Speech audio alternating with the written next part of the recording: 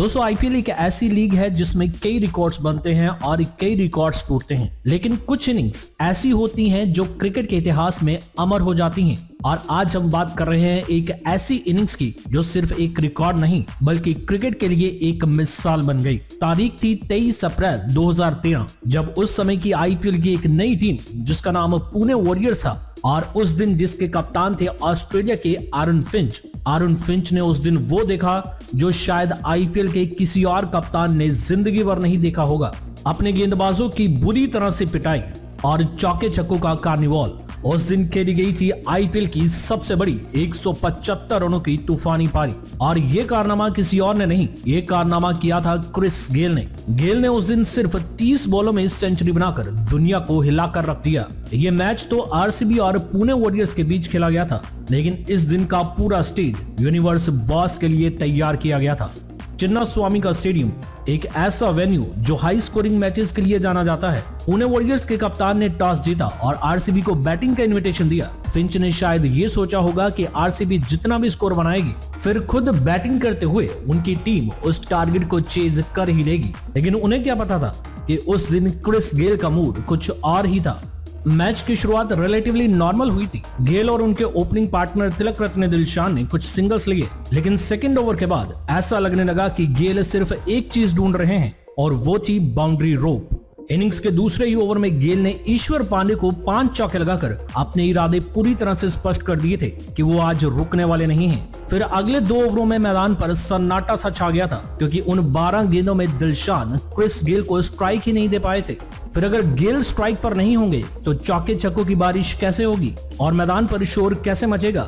लेकिन फिर 5वें ओवर में जब गेल स्ट्राइक पर आए और सामने थे ऑस्ट्रेलिया के मिचेल मार्श और गेल ने जब इस ओवर में अपने पहले 6 में ही गेंद को स्टेडियम के बाहर भेजा, तभी समझ आ गया था कि ये इनिंग्स अलग होने वाली है। क्रिस गेल ने 4 छक्के और 1 चौका जड़कर मिचेल मार्श की लाइन और लेंथ ही बिगाड़ कर रख दी थी और उसके बाद तो हर बॉलर के लिए गेल एक नाइटमेयर बन गए। पावर प्ले के अंदर ही गेल ने ऐसे शॉट्स खेले जो ओपोजिशन टीम का मोराल तोड़ने के लिए काफी था।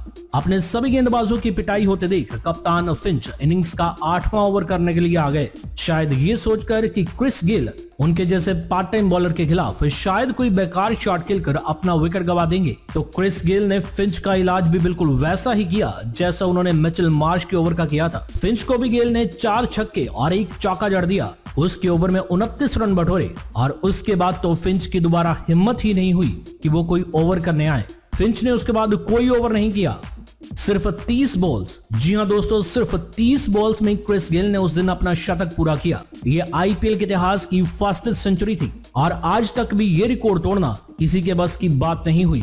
हर बॉलर ने अपनी तरफ से कोशिश की, लेकिन गेल के शॉट्स उन्हें सबक सिखाने के लिए काफी थे। लेकिन गेल यहीं रुकने वाले नहीं थे। जब तक इनिंग्स खत्म हुई उन्होंने 66 बॉल में 175 नॉट आउट का स्कोर बनाया। आईपीएल हिस्ट्री का हाईएस्ट इंडिविजुअल स्कोर। इन 175 रन्स में उन्होंने 17 छक्के और 13 चौके लगाए। मतलब पूरा स्टेडियम एक बैटिंग कार्निवाल विटनेस कर रहा था। यहाँ तक कि पुणे वॉरियर्स के बॉलर जैसे मिचेल मार्श और ईश्वर पांडे सिर्फ स्पेक्टेटर्स बनकर रह गए थे। आरसीबी ने इस मैच में 20 ओवर में 263 का पहाड़ खड़ा किया, आईपीएल हिस्ट्री का highest team total.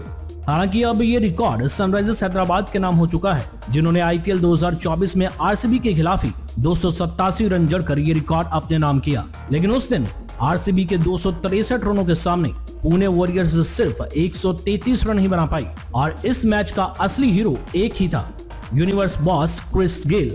Social media पर इस इनिंग्स का जादू पूरी तरह से छा गया था। हर फैन और क्रिकेटिंग एक्सपर्ट इस नॉक को once in a lifetime innings कह रहे थे। गेल का स्ट्राइक रेट था उस दिन 265.15 का, long on, long off, mid wicket. Her area में गेल ने ऐसे शॉट्स मारे जो देखने लायक थे। उन्होंने बॉलिंग लाइनअप को पूरी तरह से डोमिनेट किया।